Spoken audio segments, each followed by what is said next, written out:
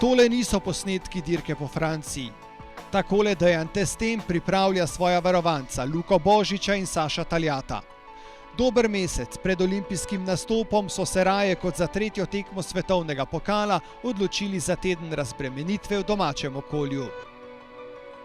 Ja, v tem tednu delamo v bistvu to, kar smo delali celo jesen pred začetkom pripravljalnega obdobja. V bistvu kar delamo v pripravljalnem obdobju, se pravi, zelo se vozimo po divji vodi, brez vratic, kolesarimo, tečemo, hodimo v hribe in pač pripravljamo tudi osnovo psihološke priprave, tako da ukvarjamo se z različnimi športi.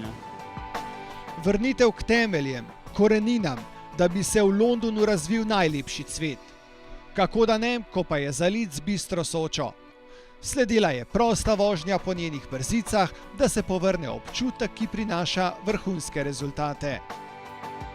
Tu v ozadju bi se lahko reklo tudi naše igrišče. Na temu smo odrasli in v temu smo se učili osnove veslanja in še vedno, kadar nam karkoli ne gre v čovnu, se vračamo sem in iščemo tiste občutke in užitke nazaj. V bistvu tle gre za prav tiste prefinjene najmanjše občutke, kar nas potem loči od najboljših. Tudi dostikrat prijemo za dušo, ja, pa za trening občasno. Kadar nimamo nekih obveznosti na progi v Solkanu ali pa v Tacnu, pridemo rajši sem. Tudi kadar nam ne gre, prideva sem in tle dobiva spet tiste občutke nazaj in s tem pridemo spet nazaj na temelje in potem štartamo naprej na nadaljne tekme. Ponavadi se jaz peljem od zadaj s kajakom in gledam, dam tudi kakšne ukaze in to. Danes recimo se je vedelo, da sta sproščena, dajala sta spontane nagibe. Tudi na koncu, ko smo se pogovarjali, sta rekla, da v bistvu, ko sem jih vprašal, kako je bilo samo veslanje, sta rekla, da ne vesta. Videti je bilo super, tako da to je to, kar mi imamo. In kadar je tako, potem se za rezultat ne bojim. Tu dol bi mogoče šla lahko že z zavezanimi očmi. Poznala že vsako skalo in tokrat smo že prevozili to progo, da se tudi brez predhodnega dogovarjanja sva zmožna vse odpeljati. To je tisto, kar loči najboljše od malo slabših. Tista komunikacija, ki nas pole, tudi tle greva mi dva, brez da se pogovarjava dol. Nama uspeva to in s tem sva zadovoljni. Pa dejansko od vrha do cilja ne spregovorita ene besede?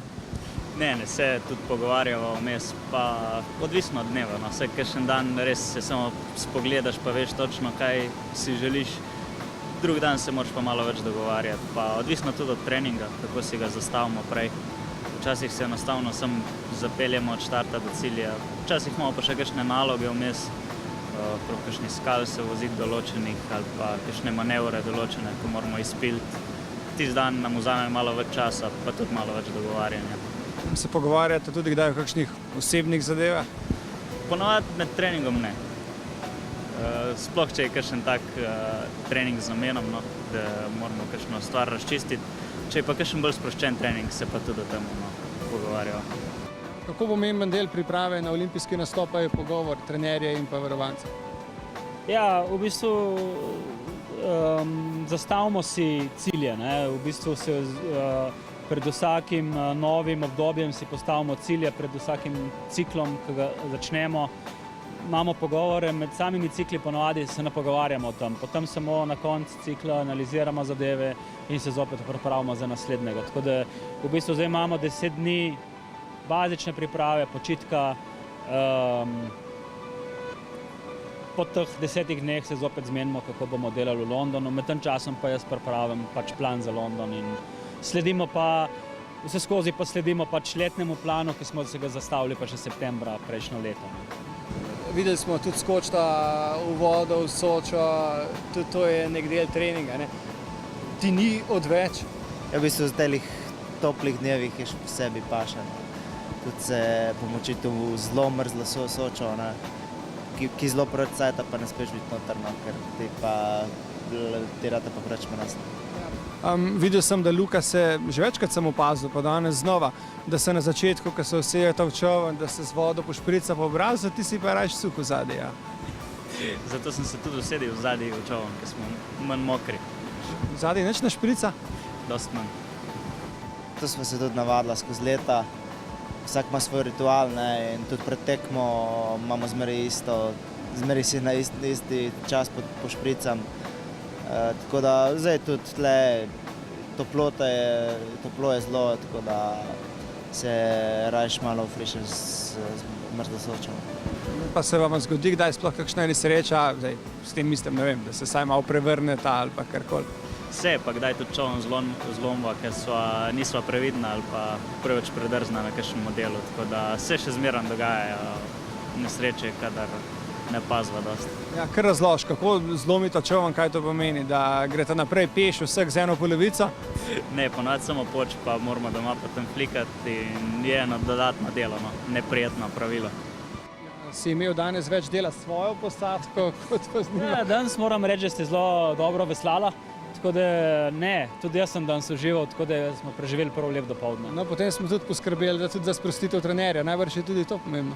Ja, tudi jaz se imam super, tudi jaz v teh dneh sem malo bolj spustil delo, zato ker bom poskusil biti čim bolj svež v Londonu. Ja. Pred koncem dneva pa potem še izlet do Nadiže. Morda boste oporekali, da to pa res ni več trening. Je pa pomemben del priprave na tekmo, na vrhunec sezone, na olimpijske igre, ko je v minuti potrebno predstaviti preteklo delo.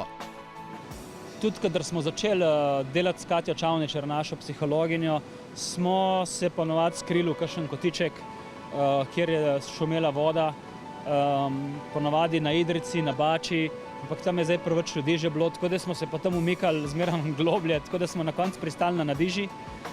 Ampak tam se ponavadi umaknemo pred najhujšimi zadevami, se pogovorimo, naredimo sprostilne vaje, ki nas je naučila delati Katja. In potem gremo lahko v nove borbe.